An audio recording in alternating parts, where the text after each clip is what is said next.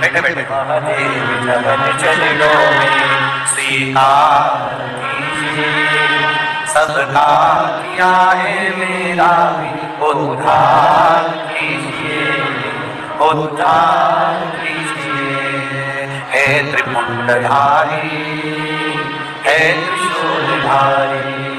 अपने बेटे से कहा तू चिंता मत कर, तू भगवान की भक्ति कर। और बेटा उसी दिन से भगवान नारायण के मंदिर जाने लगा। माता का हाथ पकड़कर नारायण के मंदिर जाता, भगवान श्री हरि के मंदिर में जाता। भगवान नारायण बेटे देखते आज माता लक्ष्मी ने नारायण जी से कह दिया कितना दुखी है प्रभु, इसको कुछ तो दे दो। इसके पिता की चाय परिवार वालों ने ले ली, इसके पिता का काम धंधा परिवार वालों ने ले लिया, ये कितना दुखी है, इसको कुछ तो दो प्रभु। भगवान नारायण ने एक हीरे का हार, रतन जड़ित हार उस बेटे को दे दिया। बेटा हार लेकर जा रहा था अपनी मां को दिखाने के लिए, मां मुझे भगवान नारायण ने हार दिया है। अब बेटा लेकर जा रहा था, इतनी देर में चील उड़ती हुई आई, वो हार को उठाकर ले गई और ले जाकर कहीं पटक दिया। बेटा रोने लगा, अब मैं नारायण की भक्ति नहीं करूंगा, मेरा हाथ चील ले गई, अब क्या करूं? ब्रह्मदेव की भक्ति करने लगा। ब्रह्मा की भक्ति करी तो ब्रह्मा जी ने माता ब्रह्माणी के कहने पर खीरे की अंगूठी दे दी। अंगूठी लेकर गया, पानी में मुंह धो रहा था, अंगूठी बाजू में से गिरकर पानी में चली गई, मछली में निकल गई, मछली में निकल गई, अंगूठी भी गई, हाथ भी गया। बच्चा रोने लगा, आंखों में जल भर गया। तब मां ने कहा कि अब एक काम कर कि किसी शंकर के दरवाजे पर चलते हैं, उसकी चौखट को प्रणाम करते हैं और चले भगवान शिव की चौखट पर चलते। मां बेटे का हाथ पकड़कर शंकर भगवान के दरवाजे पर जाने लगी, पंचाक्षर मंत्र का स्मरण करने लगी, षडाक्षर मंत्र का स्मरण करने लगी, नमः शिवाय ओम नमः शिवाय, नमः शिवाय ओम नमः शिवाय जपती जपती लेकर गई शंकर भगवान के दरवाजे पर पहुंच शिव की चौखट। बहुत सावधानी से कथा का स्मरण करिएगा। भगवान नारायण हीरे का हार दे दिए हैं, ब्रह्मा जी हीरे की मुद्रिका अंगूठी दे दिए हैं। तो बेटा कहता है क्या भगवान को उगड़ना नहीं, हमको कुछ हार या अंगूठी देंगे? सोना देगा, चांदी देगा, अंबारियां देगा, रतन देगा, माणिक मोती देगा, सोना चांदी देगा, क्या देगा? क्या प्रदान करेगा? वहीं से एक संत निकल कर जा रहे हैं, वहीं से एक संत निकल कर जा रहे हैं,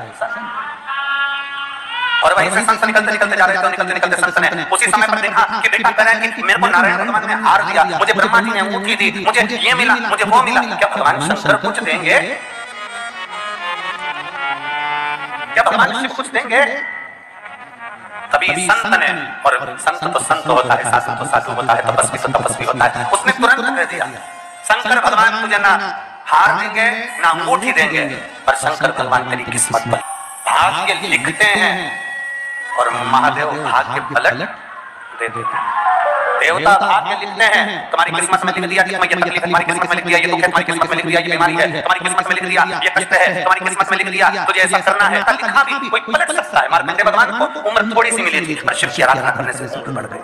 में डूबा हुआ हो, जो एक लोटा जल रोज देवदेव महादेव को समर्पित कर रहा हो, जो भगवान शंकर की भक्ति में हमेशा डूबा हुआ हो, भले शिवालय तक ना जाए परंतु उसके भीतर की मन की गति के अनुसार 21,600 श्वास जो उसके शरीर से रोज निकल रही है, उस 21,600 श्वास में वो परमात्मा का नाम अगर ले रहा है तो परमात्मा उसको मिल रहा है। संत ने कहा मेरा भोले बाबा हार नहीं देगा, मेरा भोले बाबा सोने की अंगूठी नहीं देगा, पर मेरा भोले बाबा तेरी किस्मत बदल देगा। क्या है?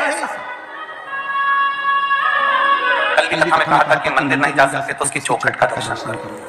उसके दरवाजे के द्वारपाल वीरभद्र मणिभद्र और उसके चौखट पर बैठी है भाग्य देवी। शिव महापुराण की कथा कहती है जो शंकर भगवान के, आप कभी अगर मौका लगे तो प्रयास करा करो कि शंकर के शिवालय में जब आप प्रवेश करें, शंकर भगवान के शिवालय में जब आप जल चढ़ाने के लिए जाएं, तो वहां जो मुख्य जो गर्भगृह की जो चौखट होती है, गर्भगृह की जो चौखट होती है, प्रयास करना चाहिए कि गर्भगृह की चौखट को प्रणाम करना चाहिए।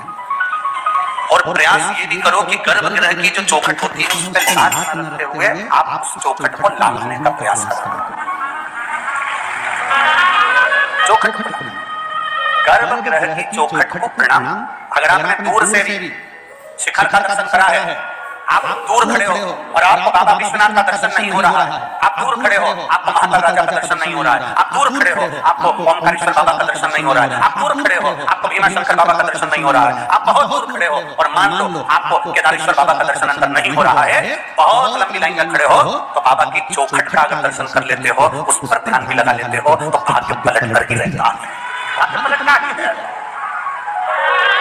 कोई जल्दी बनता है, कोई लेट बनता है, पर शंकर को जल चढ़ाने वाला एक दिन से जरूर बनता है।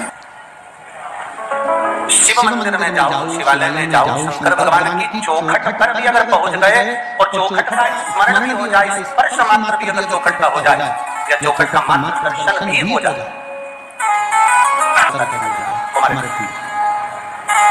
कि भगवान शंकर नंदीश्वर से कहते हैं हे नंदी, भगवान शिव नंदी से कहते हैं नंदी सुनो, अगर कोई भूलवश शिवालय से आया है, भगवान शंकर के शिवालय से अगर वो आया है और शिवालय से आने वाला व्यक्ति अपने घर ना जाते हुए मान लो कि किसी दूसरे के घर में भी अगर प्रवेश कर जाता है तो शिवालय की रज जब उसके शरीर से लग कर जाती है तो उस घर का भी कल्याण कर देती है जिस घर में वो प्रवेश करता है। रज स्वयं भाग्य देवी जहां पर विराजमान है और चौखट पर नमस्कार रखा और बाबा से विनय किया, बाबा फिर भगवान शंकर के मंदिर में लेकर जाएं, दिए को भी प्रज्वलित नहीं करना है। पहली बेलपत्र नंदीश्वर की जो ऊपर का भाग होता है जिसको हम शिव तत्व भाग कहते हैं, नंदी के पीठ पर एक भाग होता है जिसको शिव तत्व भाग कहा जाता है, वो नंदी की पीठ पर जो भाग है वहां पर एक बेलपत्र समर्पित करें। दूसरा बेलपत्र आप जो माता पार्वती जी का, जैसे ये शिवलिंग है और ये गोल भाग है, ये माता पार्वती जी का हस्तकमल है, तो माता पार्वती जी का जो हस्तकमल है इस हस्तकमल पर कहीं पर भी एक बेलपत्र आप समर्पित कर दें। और तीसरे नंबर की जो बेलपत्र है, तीसरे नंबर की जो बेलपत्र है वो भगवान शंकर पर समर्पित कर दें।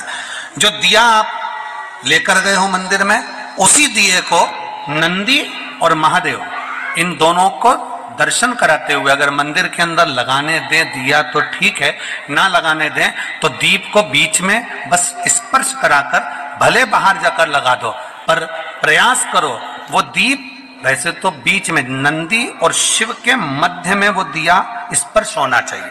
जैसे ये नंदी है और ये शिव है तो इसके मध्य में दीप स्पर्श कर ले, भले उसको जलाने ना दे पर स्पर्श मात्र कर कर अगर आपने एकांत में कहीं पर भी ले जाकर लगा दिया, उस दीप को जला दिया, तो गया हुआ कितना भी करोड़ रुपया हो वो धीरे धीरे कर कर गया हुआ धन हमारा वापस आता ही है।